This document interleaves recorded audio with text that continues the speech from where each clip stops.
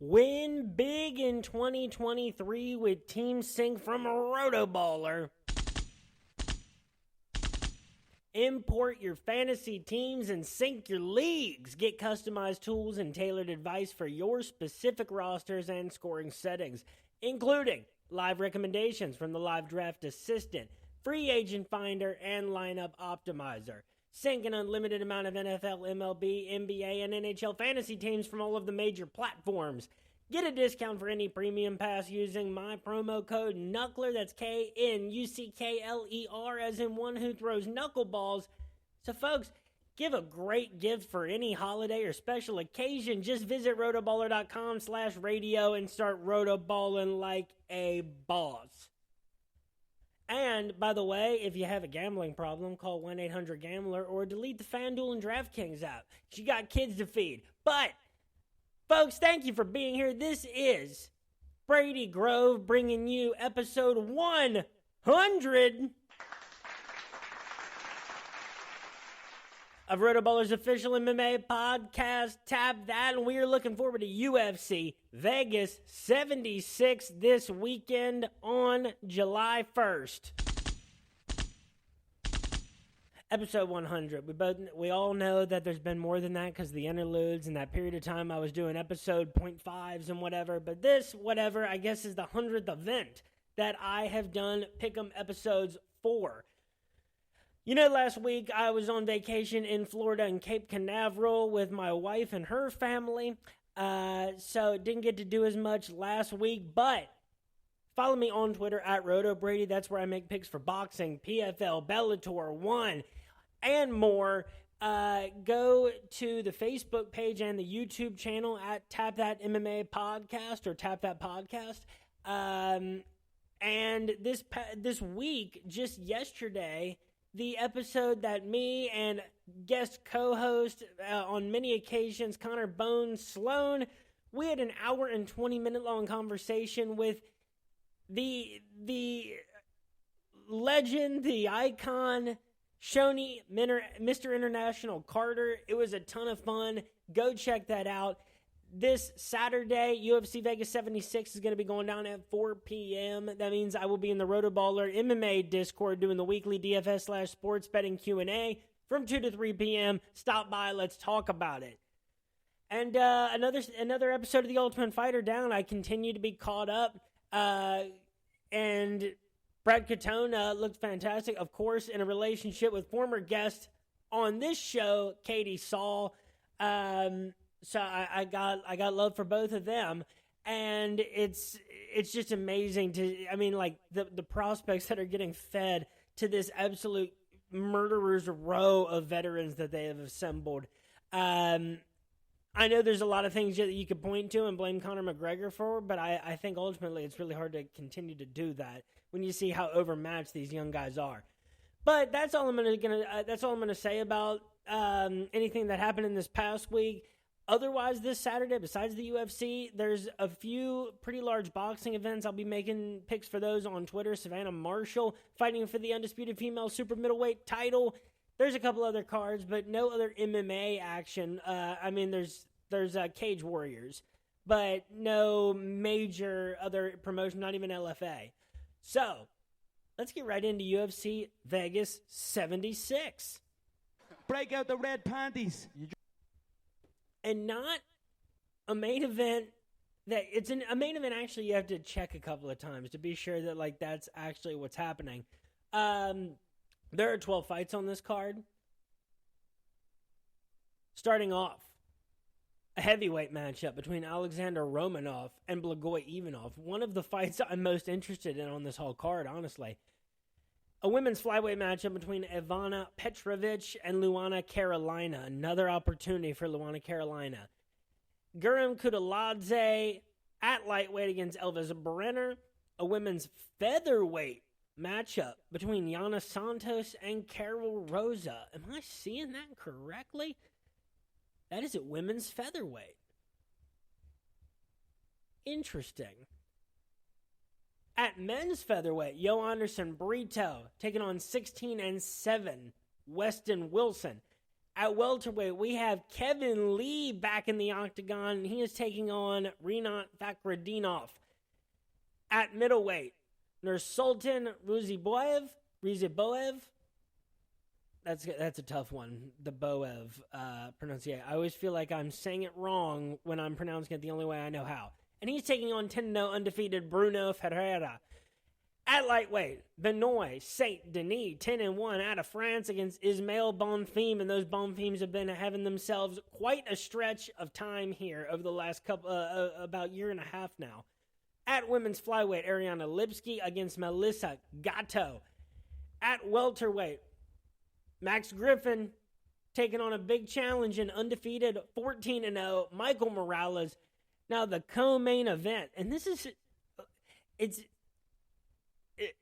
an interesting co-main event. And, it seems like co-main events as the main events kind of get less blockbuster, so do the co-mains.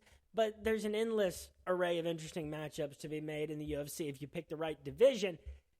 And this is lightweight, Damir Ismagulov against Grant Dawson. This is the number 12 and number 27 lightweight, respectively, with Dawson being number 12, according to Tapology.com. Then in the main event, a middleweight matchup. The number 4 ranked middleweight fighter in the world, according to Tapology, Sean Strickland, against the number 48th ranked, 25-4-1, Abus Magomedov. Let's get right into it. Alexander Romanov and Blagoy Ivanov. Romanov only the minus 140 favorite. We're kind of not used to seeing that. It seems like, Romanov was so overhyped for a bit until, the mask kind of finally came off for people that were watching him. Things were looking concerning there for a bit. Blagoy Ivanov, the plus 115 underdog. Let's start off with Romanov because he's lost 2 in a row. And it's kind of hard to blame him for 2 of those losses, I will say. I mean, Tybura is a guy that you can lose to by decision. He's just really good at doing that to people who are outside of the top 8, maybe even top 5 in the world at heavyweight, and then gets knocked out in round 1 by Alexander Volkov. That was back in March of this year. He had been undefeated in the UFC prior to that, but the wins came against Rocky Martinez, Marcus Rogerio de Lima. That is maybe the best one, honestly, because the others are Chase Sherman and Jared Vanderaa, and that Juan Espino win was super suspect. It was really hard to agree with that outcome, the way that the fight ended. I thought Espino was going to get 2 out of 3 rounds, but that's not the way it ended up playing out. So, I don't know. I still don't believe that strongly in the kind of competition that he's beaten. Blagoy Ivanov. He is only 4 years older than Alexander Romanov. Now, here's the problem, too, is he's lost 3 of his last 4. All decision losses to Derek Lewis, who he took down 3 times, Augusto Sakai, and Marcin Tybura, with a win over Marcus Rogerio de Lima in between. I don't know. I believe in Romanov being the slight favorite here. I think you're getting him at a good price. Because here's the thing. I think Blagoy Ivanov is quite a step behind the Marcin Tyburas of the world. And really, the way that fight shook out, Romanov was a hair away from being able to get that fight on the decision, and that would have been a really impressive win. Blagoy Ivanov is where I draw the line. I think Alexander Romanov outmatches him in each part of I think he outstrikes him. I think that Blagoy Ivanov won't be able to control him on the ground. I think it'll be the opposite. Romanov gets this fight by decision. I don't know if he puts him away on the ground, but I do think he batters him over the course of 3 rounds. So what was it? Romanov, I think he wins 60 out of 100, and Romanov by decision, that's plus 410. Try it, hit it. Ow! Next up, we got Luana Carolina against Ivana Petrovic. Let's start off with Luana Carolina, who has lost 2 fights in a row. Tamale McCann, by spinning back fist, that was happening to people who fought Molly McCann at the time. And then to Joanne Wood, who, it was a split decision loss. I think she... I forget, because it's actually, in my memory, it seems like that was kind of a bad decision. No, it wasn't. It wasn't. Joanne Wood definitely beat her. She outstruck her 131-100 and took her down twice. But there was something about the cards where it was like, this is going to end up being a split decision, isn't it? Luana Carolina is just good at that. She did have 2 wins. Before that, lost to Molly McCann. Decision victories over Poliana Botello and Lupi Godinez. Now, the odds on this. Luana Carolina is the plus 185. Underdog. Petrovic, the minus 225 favorite. She is 6-0. 29 years old. Coming out of, what's that country? Croatia. Now, she's undefeated. The best record of an opponent that she's beaten has been 7-1. That was in her last fight in the Aries FC 14 back in April of this year, where she won the AFC Flyweight Championship. Her last 2 wins have come by rear naked choke. She's put almost everybody away. And that split decision came, April of 2022. Everybody else has been finished in one way or another. The only thing is, it did take Molly McCann so far. And no, 2 or 3 of Luana's losses are by finish, and one by submission, one by knockout. I think that if you're going to go Ivana, just because of the UFC uncertainty and the fact that Luana is able to rack up volume strikes regardless of their meaning, how significant they are in the fight, it just makes a fight end up being closer on the scorecards. It makes you nervous. But Ivana, inside the distance, because I think Ivana wins this fight probably 65 times out of 100, maybe 60 to 65. I don't know if that's worth it at minus 225 at all, but Petrovic inside the distance, plus 190. Hit it all day. Now, next up, we've got a lightweight matchup between Guram Kudaladzé and Elvis Brenner. Kudaladzé, the minus 650 favorite. Brenner, the plus 425 underdog. Let's start with Elvis. Because he is coming off a win in the UFC February of this year. It was a split decision victory against Zubaira Tukhugov. Solid. He was born in 1997. He's still a young dude. And he came to the UFC in only 25. My God. On 3 straight wins. Now, granted, it was against a 3-1 opponent in Predator FC and a 7-5 opponent in Imperio Fight. And Zubaira, I was kind of surprised that he lost that fight. But I guess, he's just got a low ceiling, I guess. Now, Guram Kudaladzé, the heavy favorite, born in 1992. Now, here's the significance. Back in October of 2020, he has a split decision victory over Mateusz Gamrot. Even though Mateusz Gamrot took him down 5 times and outstruck him 52-37, Guram was the one who landed the knockdown. That's how he got the split decision. His last time out, he lost a split decision to Damir Ismagulov, who's in the co-main event on Saturday night. He got outstruck 79-78 and got a takedown, still lost the split decision. You're fighting that close with Damir Ismagulov getting a win over Mateusz Gamrot, and there's nothing in Elvis's record, even the win against Zubaira, to show me that he is of that level yet. That's a big hiatus for Guram to have been on in between those 2 impressive fights, but to come back and be that competitive in the fight with Damir Ismagulov, I think it says a lot. I just don't believe that anything is there to suggest that that is in Elvis's cards right now. I think Guram wins this fight. I think he wins it handily, probably 30-27, and he wins it by decision, obviously, and that's at plus 130. That is my favorite prop that I've read so far. Hit it. Ow! Next up, I believe this is Yana Santos and Carol Rosa in a featherweight matchup. Nick, one comment, man. One comment. Oh, don't be scared, homie. Come on. Even though this division is on the brink of existence. 2 women are going to be holding it down on Saturday. I don't care the reasoning, because I know that Yana Santos was supposed to fight someone else, and I'm not sure right now if that was supposed to be at feather. Oh, she was going to fight Macy Chiasson. It was going to be a bantamweight. So then, to make the cut easier, they took it up to featherweight. Still, maybe this fight ends up being a banger. Maybe it gives some legitimacy to the division, because I don't want to see it disappear. It's trending in the opposite direction. Let's start with Yana Santos, who, by the way, is the plus 145 underdog. Carol Rosa, the minus 175 favorite. That's about what I would expect. Starting with Yana, because I love Yana Santos, formerly Yana Kunitskaya style. I don't love it like to watch. I love it to bet on.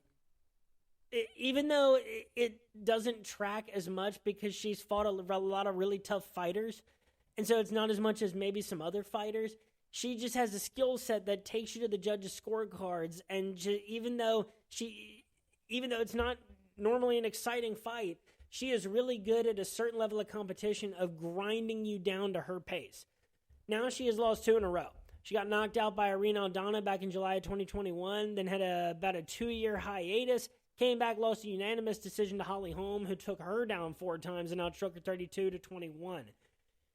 She had 2 wins before that, unanimous decision victories over Julia Stoliarenko and Caitlin Vieira, and she smothered them. She had 1 combined takedown in those 2 fights, and yet her 2 opponents landed a combined 13 strikes. That's a weird kind of defense that you do without even taking someone to the ground, which tends to prevent strikes. No, the other person was wrestling them and trying to get it to the ground, and somehow they never thought to hit her. Carol Rosa. She is 5 years younger. She will be at a 1-inch reach disadvantage. She has lost 2 of her last 3. It's hard to believe. It seemed like she was on such a good run. She had wins starting in the UFC, all by decision, and all her fights have gone to the judges' scorecards over Lara Procopio, Vanessa Mello, and she landed a combined 291 strikes in those 2 fights. Unanimous decision victory over Jocelyn Edwards, who I now realize I always mix up with Luana Carolina just when I picture them kickboxing. So let's say, I think Jocelyn Edwards might have been a close decision recently too. Yeah, it was the Lucy Pudilova fight. What are the odds? Back to Carol Rosa. Lost 2 of her last 3. It's hard to blame her against the opponents that it was. Unanimous decision loss to Sarah McMahon, who took her down 4 times to 1, but did get slightly outstruck 26-24. Just that's what Sarah's good at too. In between those, her 2 losses, she got a majority decision victory over Lena Landsberg. She outstruck Lena 54-36, got knocked down once, but landed 3 takedowns. Her last time out, April of this year, a unanimous decision loss. Even though she got a knockdown on Norma Dumont, she got outstruck 35-33, got taken down once, unanimous decision loss. Yeah, I think that if I had to compare this to anybody, I don't think that Carol Rosa is going to let this fight go like Caitlin Vieira, Julia Stoliarenko, Marion Renault, and Lena Landsberg. I don't know if there's an opponent that quite matches up that Yana has had that is a super close comparison to Carol Rosa. If I had to say in skill set and in talent, not like stylistically, maybe Aspen Ladd. Maybe she's between Aspen Ladd and Irene Aldana. Either way, I do think it is going to prove just a little bit too much. It might even be a close fight. I think there could be lower striking numbers, but ultimately, I think Carol Rose is the aggressor, and she outstrikes Yana Santos like 65-30. And maybe maybe one of them gets a takedown or 2. But I think ultimately that it's going to be Carol Rose's striking and the hard shots that she lands that's going to win the day, and at least 2 out of 3 rounds. So, I think you go Carol Rosa by decision. Here I go again, thinking that it's going to the judges' scorecards. Rosa wins this fight like 65 times, maybe 70 out of 100, I think. Minus 175, I don't think it's horrible. And Rosa by decision, plus 100. I agree with that. Do I use a noise here? Hit it. Yeah, I don't know. I need some other sound drops for when I feel slightly differently about different picks. Next up, we got Yo Anderson Brito and Weston Wilson. Yo Anderson Brito. And this is going to make it look like it's a boxing main event because he's the minus 1,400 favorite. Weston Wilson, the plus 800 underdog. Well, let's go ahead and start with Weston Wilson first. 16-7, 34 years old. Stepping in on late notice. He does have professional boxing experience. I don't hate that at all. In his career, 4 losses by submission, 2 by decision, 1 by knockout. All of his 16 professional wins have been inside the distance, most of them coming by submission, and he's on a 4-fight winning streak, including boxing. And that's 3 submissions in the MMA fights that he fought. That's interesting. That's like a better, more intriguing pedigree than you usually expect to see in a guy debuting under these circumstances. One comment, man. One comment. Oh, don't be scared, homie. Come on. If I had to give any advice based on no experience at all in this particular situation to that fella, Weston Wilson, I'd say you got to not be scared and trust what you're good at because this other guy, Yo Anderson Brito, is really good at some stuff. Anderson Brito, born in 1995, he is the winner of 3 out of 4 fights at the UFC level, including the Contender Series. Unanimous decision victory coming into the UFC. Then he lost a UD to Bill Algeo January of 2022, getting outstruck 59 to 42 takedowns each for them in that fight. But he is coming off 2 straight victories in the first round. Anderson Brito, he knocked out Andre Touchy-Feely, the guy with the worst nickname in the sport, and a round 1 rear naked choke against Lucas Alexander, October of last year. Where did I say Weston Wilson just was, too? I don't remember this ringing any bells. Tough Enough? That's not an unrecognizable organization.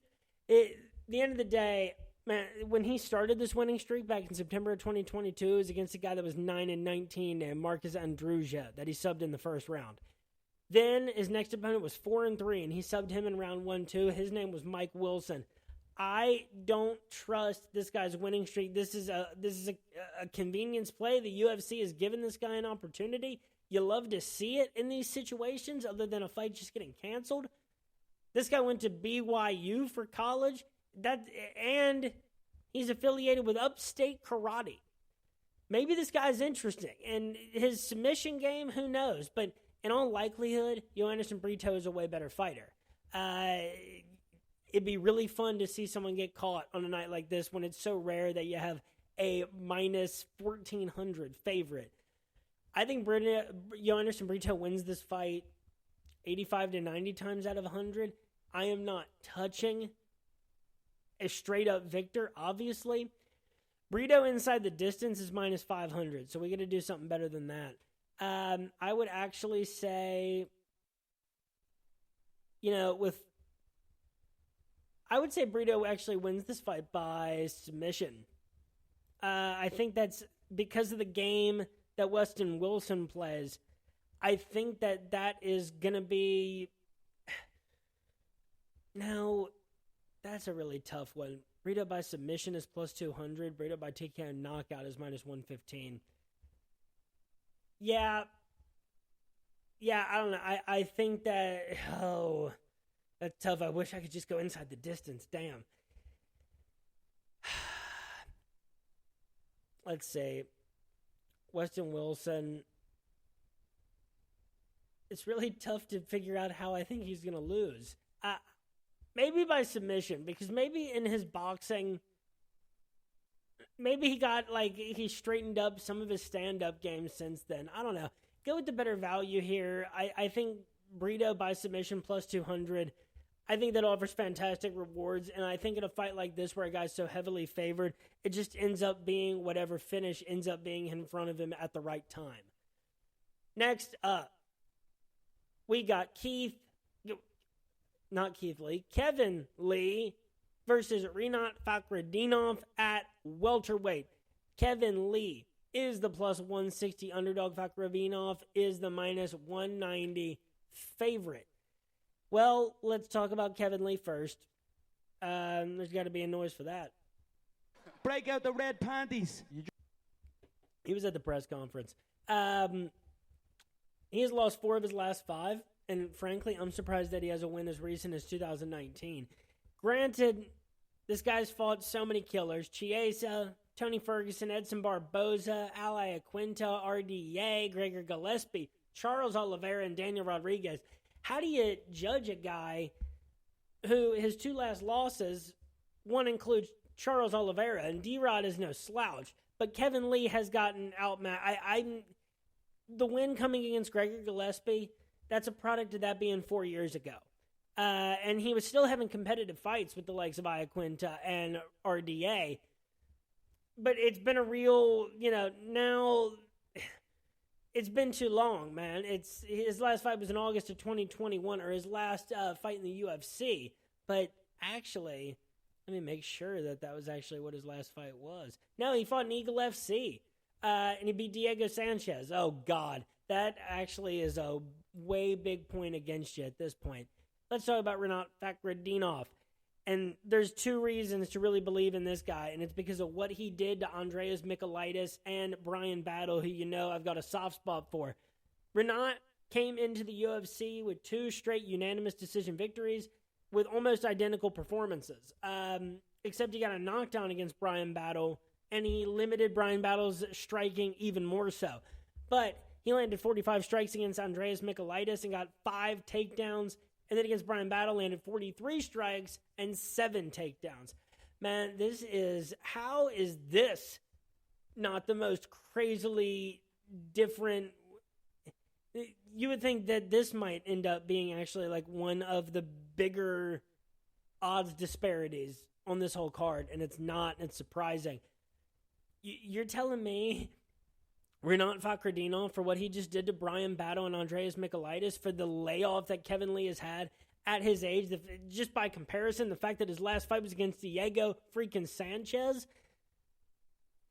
Rinat minus 190? Rinat's going to win this fight 80 to 85 times out of 100 minimum. 190, that is the pick. That is the lock of the card. Hit it hard. Ow! And Fakhretdinov is going to do this by decision. The only thing that would stop this from being an identical performance is if Kevin Lee, because of the point that he's at now, allows more striking and more damage to happen than Rinat was able to land in his 2 first fights. But Rinat, by decision, that is plus 150. That is a hell of a value. Slap it. Ow! Next up, I believe we've got Bruno Ferreira and Nursultan Ruziboev at middleweight. Bruno Ferreira is the minus 225 favorite. Nursultan is the plus 185 underdog. Let's start with Nursultan, 34-8-2, 29 years old, coming out of Uzbekistan, and he has never fought in the UFC before. He comes to us from the likes of ATF, Octagon 20. All right, that's the different Octagon, not the one with the K. WEF Global, I don't know, organizations that honestly do not hit my radar too. Right? He's been in Brave CF before. He has, a handful of losses back in his career. They've all come by decision. I will give him that, except for his first career loss, it seems, and his third career loss. God, this guy has had a super long career. At this point, though, he has not lost since December of 2019 when he lost by unanimous decision to Boris Moroshnichenko. And that's been 8 fights in a row. Since the start of 2022, that's only 2 fights still. He hasn't fought since April of 2022. This is confusing. But a lot of inside the distance wins. All of his wins since that last loss in December of 2019 have been at least inside the distance. Now, let's go to Bruno Ferreira, who is, let's see, currently ranked by Tapology the number 30 middleweight in the world. That is pretty good. Born in 1992, He's coming into the UFC with 2 straight wins, 2 straight first-round knockouts against Leon Alou and Gregory Rodriguez. That one is solid. And that was at UFC 283, Glover versus Jamal Hill, back in January of this year. Yeah, man, like, there's not enough promotional legitimacy with Nursultan. I love the fact that he is a fighter with that much experience. I love that he's been putting people away inside the distance. I just love way more that Bruno's been doing it against people that matter a lot more. And both of his last 2 fights in the UFC that he won by first-round knockout are more recent than Nursultan's most recent fight in professional mixed martial arts. I don't think that these odds are gapped enough. What are we at? Bruno minus 225. I think he wins this fight 75, 80 times out of 100.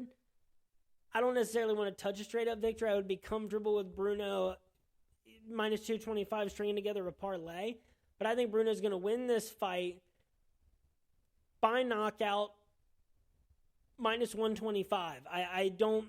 Even though it's been so long since Nursultan has been knocked out, Bruno's going to be the guy to do it. None of the other guys in front of Nursultan in that stretch of time have been the ones to do it, clearly. I just don't trust the wins that I'm seeing. That's a mistake that I've made with some prospects. I just don't think Nursultan is of that quality. Next up, we got Ismail Bonfim against Benoit Saint-Denis. And where let's see, Ismail Bonfim is the minus 300 favorite. Benoit Saint-Denis, BSD, the plus 240 underdog. Let's start with Benoit Saint-Denis because I like him. He did lose his UFC debut, got way outstruck by Elizeu Zaleski back in October of 2021, but he's won 2 fights in a row inside the distance in the second round against Nicolas Stolze and Gabriel Miranda. Most recent fight being September of 2022. Ismail Bonfim will be at a 2-3 disadvantage. These 2 guys were born in the same year. Now, the Bonfims have been impressing of late since their stints on the Contender Series. Ismail Bonfim, he got a knockdown and landed 85 strikes and a takedown against Nariman Abbasov back in September of 2022, and has a very recent win, January of this year, a second-round knockout over Terrence T-Rex McKinney. Kind of shut the door on T-Rex's momentum. There was a lot of nails in that coffin. These odds, too, I think are appropriate. Maybe just a little bit too. Now, I think Ismail has proven everything he needs to have proven coming into this matchup. Benoit has 2 really impressive wins, or solid wins, at least to hang around and get in some of these fights.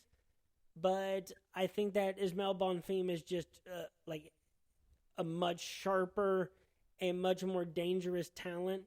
I don't necessarily know how I think it's going to happen. I could see... Elizeu Zaleski, even though, he's not necessarily a guy that gets a bunch of knockouts. He certainly has, in the past. But he wasn't able to put Benoit Saint-Denis away with 149 strikes. So, maybe Bonfim fights the kind of fight that he did against Nariman. And Terrence T-Rex McKinney, kind of a guy that invites chaos and so brings that out of you.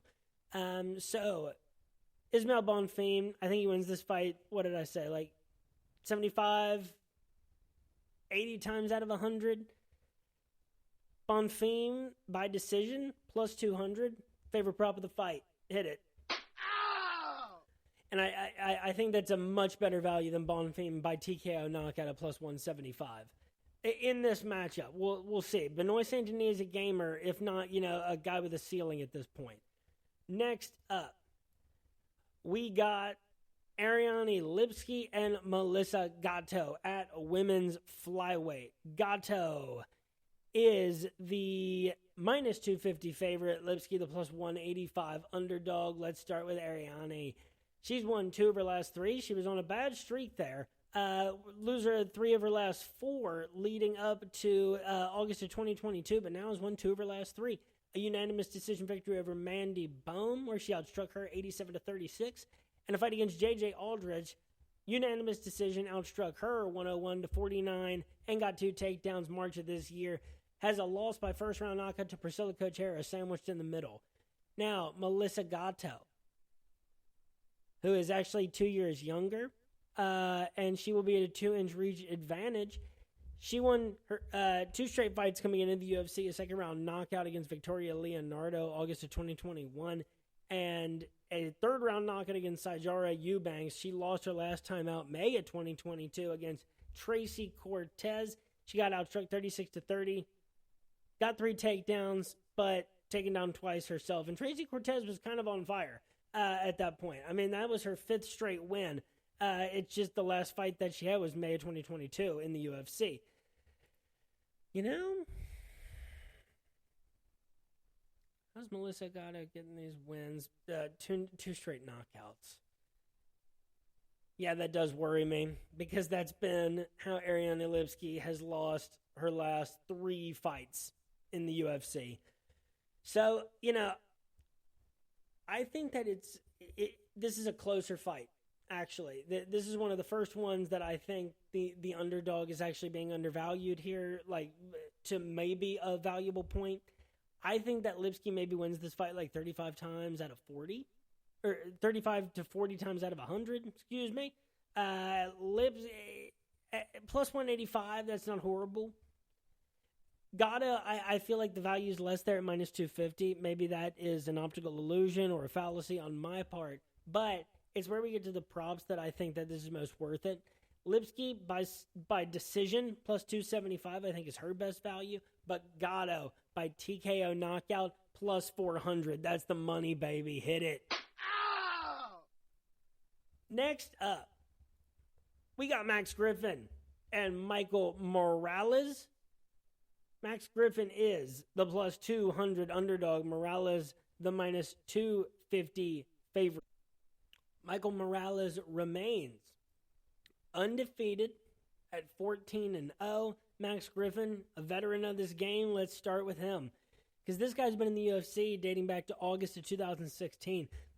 He debuted against a little-known guy named Colby Covington at the time. He's fought Mike Perry, Curtis Melinder, Thiago Alves, Alex Morono, Alex Oliveira, Song Kinant, that was, I don't know why I said that one, Carlos Condit, Neil Magny, and Tim Means. He's won 4 of his last 5 fights dating back to November of 2020. His last win was a split decision victory over Tim Means, October of 2022.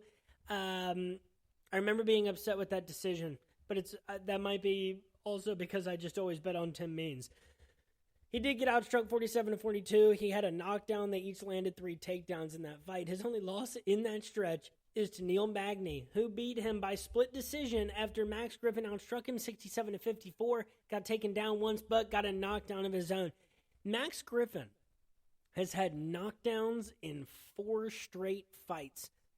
Chew on that for a second. He's got a 76-inch reach, but that is 3 inches shorter than Michael Morales' 79-inch reach. And by the way, he is 14 years younger than Max Payne Griffin. Michael Morales, winner of 3 straight fights coming into the UFC, counting the Contender Series. His last fight, somehow, man, is July of 2022. It seems like he exploded here. It seems like I've heard his name a bunch of different times, and yet it's been that long. It's been about a year now, or, 11 months. 3 straight wins, though. On the Contender Series, he outstruck Nikolai Veredennikov 53-52, took him down 4 times to 0 against Trevin Giles. That's not a cakewalk for your debut at the UFC level, in the actual UFC and on a pay-per-view card. That is not an easy debut, but he got a first-round knockout against Trevin Giles and then a third-round knockout against Adam Fugit. His last time out, 2 knockdowns in that fight with 83 strikes landed. This is a trap. I would love... Dude, I don't know. That is so hard to say. I mean, when we've seen Max Griffin more recently than you, and the wins against Trevin Giles and Adam Fugit and the fact that they were knockouts, they legitimized Michael Morales for sure. He's still super young, though, man. Max Griffin is going to catch him. Plus 200, Max Griffin wins this fight 45 times out of 100. Maybe this might be a 50-50 fight. Let's see what Michael Morales is made of, though. Nick, one comment, man. One comment. Oh, don't be scared, homie. Come on. This should be a scary fight for Michael Morales with that time off and the winning streak that Max Griffin is quietly on.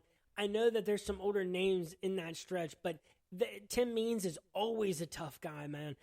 Always a tough guy to beat. He easily could have beaten Neil Magny on the scorecards.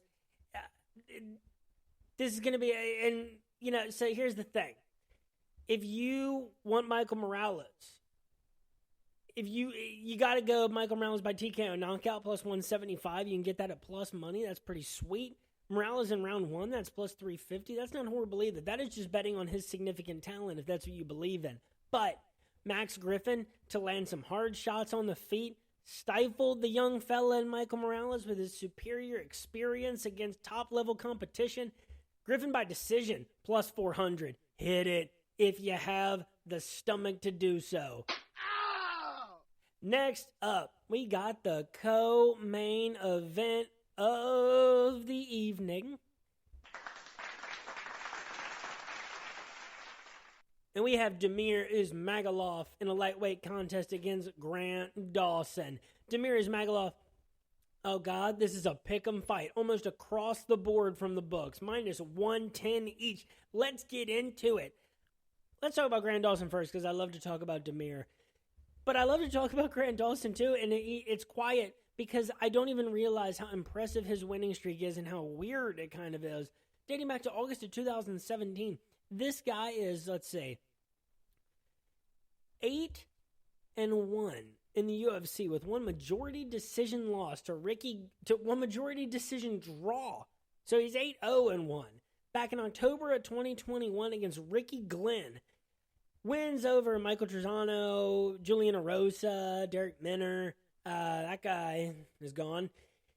Nad Narimani, Leonardo Santos. But then his last 2 wins, submissions in round 3 against Jared Gordon, April of 2022, and Mark Madsen, November of 2022. Both third-round rear naked chokes. He took Jared Gordon down 7 times. He took Mark Madsen down 2 times and knocked him down once.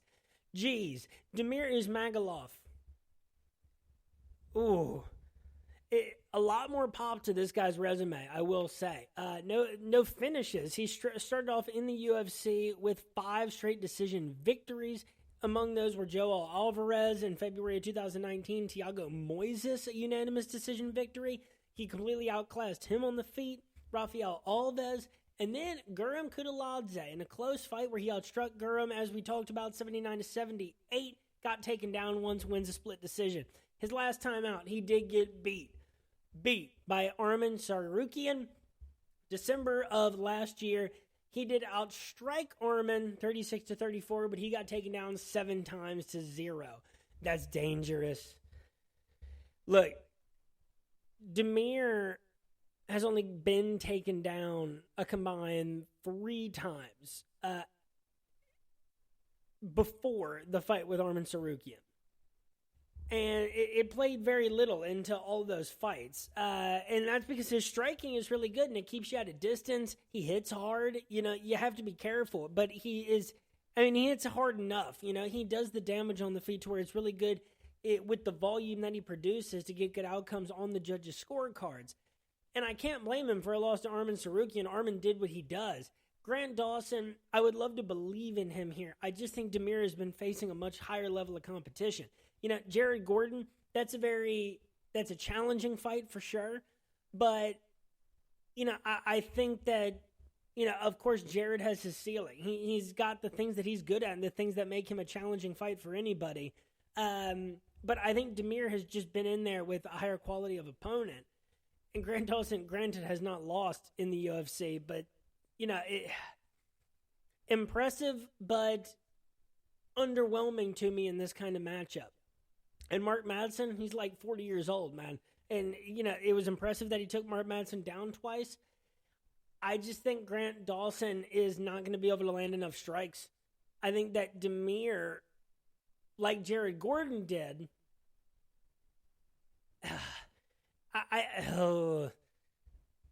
do I think Grant Dawson is going to take Demir down a bunch? I think Demir makes it too hard. I think he prevents the takedowns of Grant Dawson, outstrikes him, probably outlands him something like 85 to 55. Maybe gets taken down once. This could be a 29-28 fight, but I think Demir wins this fight 55 times out of 100. Demir by decision, plus 125. I think that's my favorite prop of the fight. Then I go Dawson by submission because I think that's going to have to be a pretty big part of how he fights this fight, is keeping it on the ground as much as possible. Dawson by decision plus 350, I don't hate that either. In fact, those might be about pick 'em between props as well. That's how closely this fight is handicapped. We're going to learn something about both of them.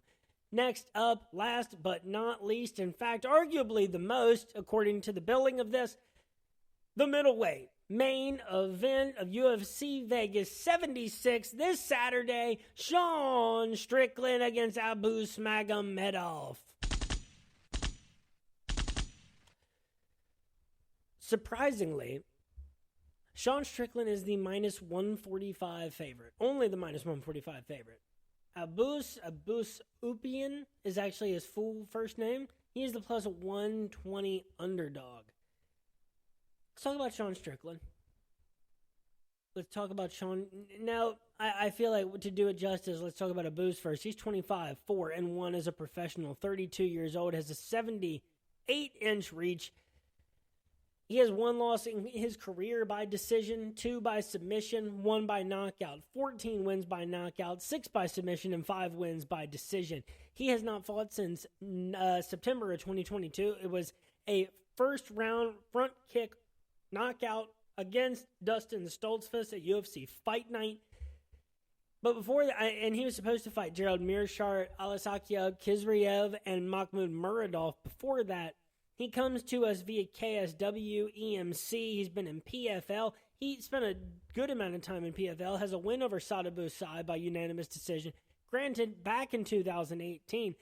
His last loss was a first-round knockout against Lewis Taylor.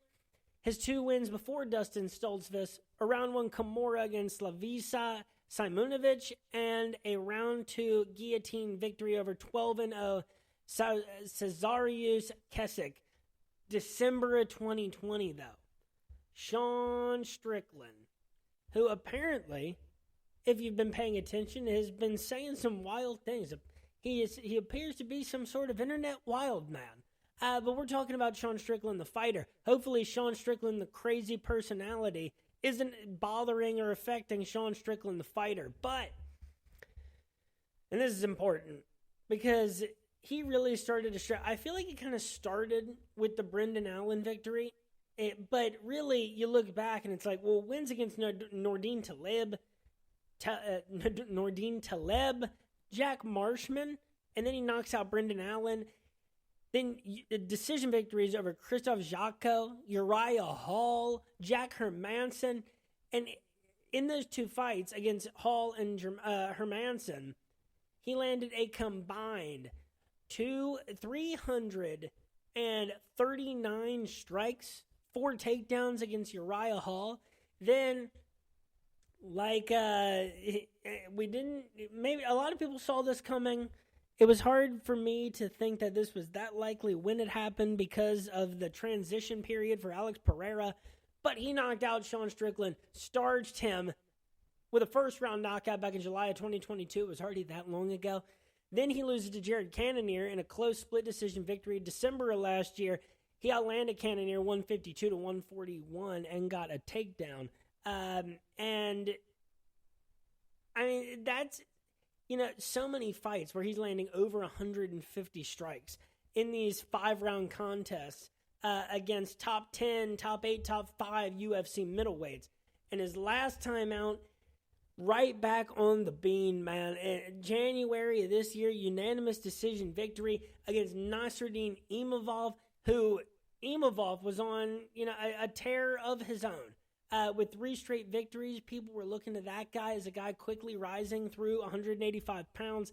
And Sean Strickland pieced him up 182 to 123 on the strikes and got a takedown. for the unanimous decision victory. Why is Sean Strickland only minus 145? Nick, one comment, man. One comment. Oh, don't be scared, homie. Come on. Look, Abuz, excuse me, Abuz has done some really good things in his MMA career, and his start against Dustin Stoltzfus, very impressive. It's a real big talent step up to go from Dustin Stoltzfus to a main event 5-round fight against Sean Strickland.